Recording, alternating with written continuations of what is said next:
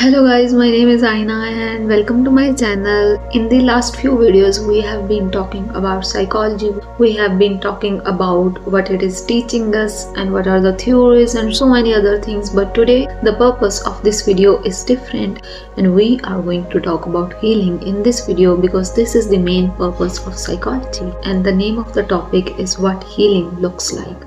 We are going to talk about how it looks like in your head, how it looks like in your body, and how it looks like in your soul. So what most of the people feel about healing, that it will be one magical moment in their life.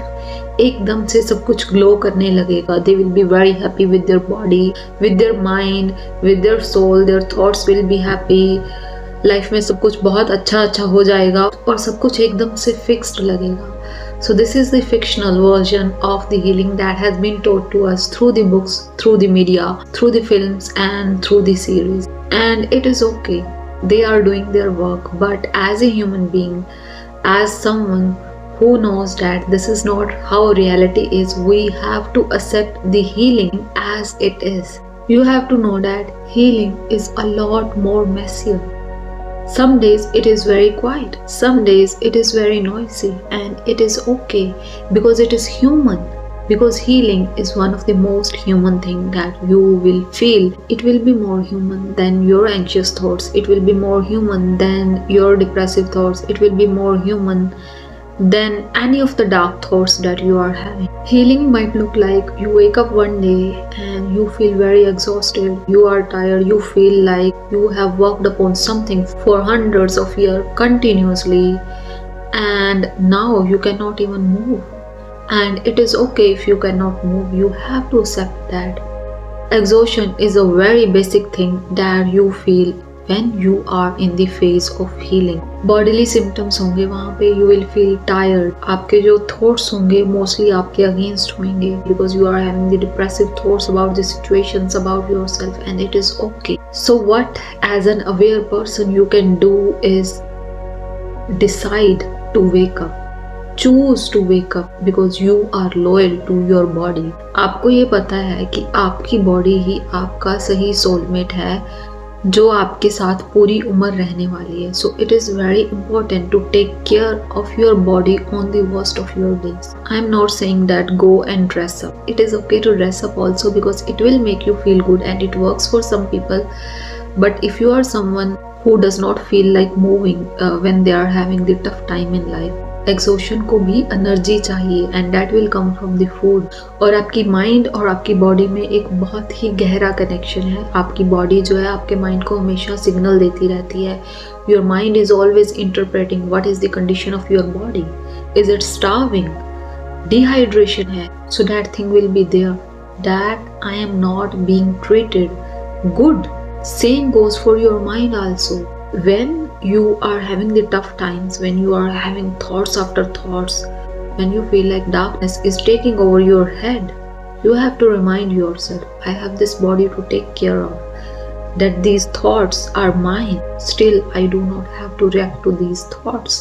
So this is you being aware. So this is you being loyal to your body. Now we are going to talk about what does healing feel like in mind. And I will take this moment to remind you, it is not possible to never have the negative thoughts. It is not possible to never feel the anxiety. It is not possible to never have the sad thoughts or the negative thoughts. These are the basic things that we are wired with and we cannot push it out of our system. So accept that the thoughts will be there, but how you deal with that thoughts matter. How much you are reacting to those thoughts matter.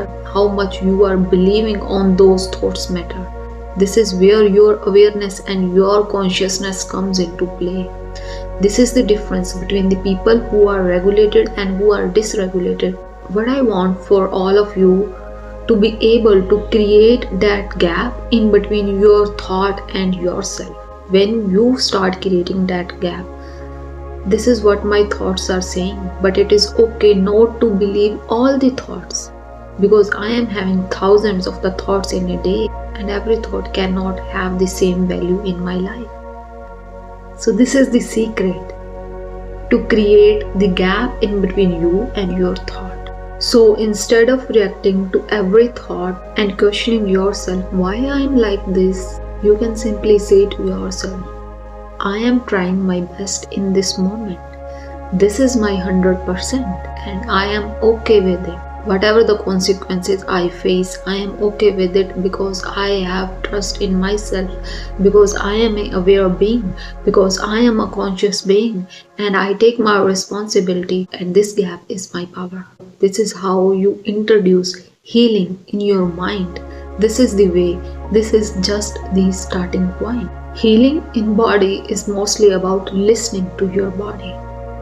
When you are having bad thoughts about yourself, mostly what happens is you have bad thoughts about your body also, because somehow you are deeply connected to your body in the terms of your identity. When you don't have good self concept, you will not have appreciation for your body also. So in the healing phase, when you start listening to your body, you make a lot more space for healing to enter into your life. You must have heard about somatic healing. You must have heard about how movement is very important when you are having a tough time. That is why I say that leave that bed and do these small things that a normal person on the regular days does, because it is a signal for your body that everything is fine, because we are doing what we do every day.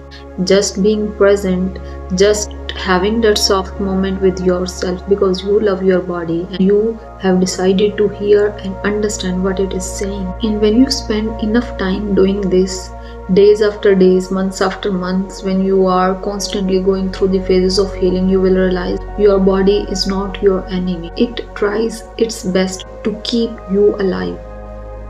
So it is your responsibility to keep it well nourished, to take better care of it when it needs. Healing in the souls, we can talk so much about it, but I do not want to jump into something complicated.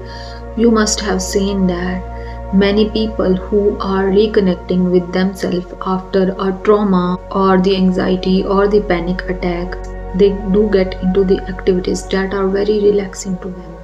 It could be some kind of art, it could be creating music, it could be dancing. For some people, it might be just sitting in the silence and letting yourself just be. So, through these activities, basically, what you are saying is you start hearing your voice again that somehow you pushed down when you were having the tough time, because that voice was filled with grief, because that voice was filled with trauma and you did not know what to do with it. But when the healing comes, you will start hearing that voice again and you will understand it better. So in those quiet moments of creation, when you are making space for the new things, you start letting the past go, you start letting the habits go, you start letting the people go, you start letting the past version of yourself go that was holding you back. So healing is not a straight line. I did so much and I don't feel good. But then you realize that the moment you were choosing yourself over the criticism, over the negative thoughts, over your anxiety, over your depression, on those quiet moments you were building a version of yourself that is much more ahead than the past version of you. You might stand at the beginning line again, but you will have the awareness, you will have the knowledge, you will have so much information about dealing with things that starting from the beginning will be very easy, and you will reach to the point where you left in a very less time. This is how healing is. It is not linear. It is always up and down, sit and stand, relaxing, then again feeling so much stress and pressure. But you start learning your patterns. You start recognizing the signals of your body. You start learning better techniques to calm yourself down. You start understanding the roots of your thoughts, the roots of your anxiety, and you become master of your own story.